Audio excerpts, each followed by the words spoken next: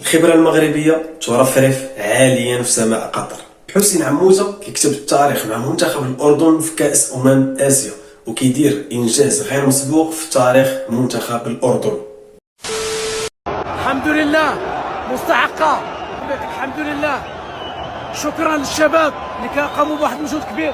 حيث أن عموتة هو المدرب الوحيد في تاريخ الأردن اللي وصل المنتخب الأردني للكأس الآسيوي على حساب كوريا الجنوبية. كوريا هنا أخطأ الكوري، وهنا موسى راح، موسى يا موسى، موسى يا موسى، هذه جول. الله الله الله الله الله.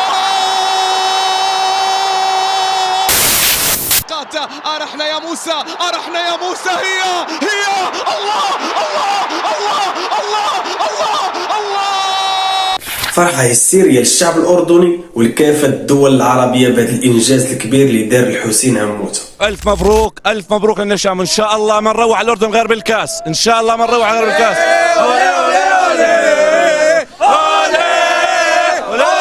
وهذه الفرحة جاءت بسبب الروح القتالية ديال الفريق والعمل الجماعي اللي زرعهم الحسين عموتة في المنتخب الأردني، واللي خلاهم أنهم يديروا مباراة قوية وأداء جميل ومحترم اللي مكنهم على أنهم يسجلوا 2 أهداف في شباك كوريا الجنوبية في الأوقات القاتلة. فعبر الحسين عموتة على الفرحة ديالو الكبيرة بالتأهل ديالو بالمنتخب الأردني لنهائي كأس آسيا على حساب كوريا الجنوبية، الخصم اللي كان في الحقيقة ما سهلش، واللي بين على القوة ديالو بجميع الأدوار اللي لعبها في هذه المسابقة الآسيوية.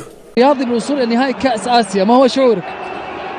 أنا سعيد، يمكن أسعد مدرب يمكن في القارة وربما في العالم، لأنه يمكن يوم تاريخي بالنسبة لنا، وأنا دائما أؤمن على أنه عمل جماعي صراحة. وكانت إشادة واعترافات قوية بالخبرة ديال عموتة والتغيير الكبير اللي دار على المنتخب الأردني اللي خلاه يؤدي هذه المباراة الكبيرة ويتأهل نهائي ديال كأس آسيا بنتيجة مستحقة وجهد كبير اللي خلى الفرحة الهستيرية تدوز على جميع الدول العربية وخاصة الشعب الأردني والشعب المغربي.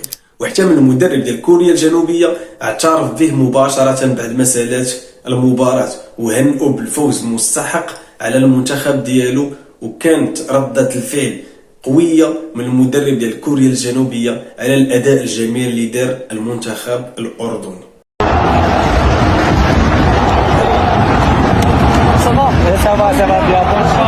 Bon courage, vous faites un travail difficile mais extraordinaire. Merci, c'est très gentil, bon courage.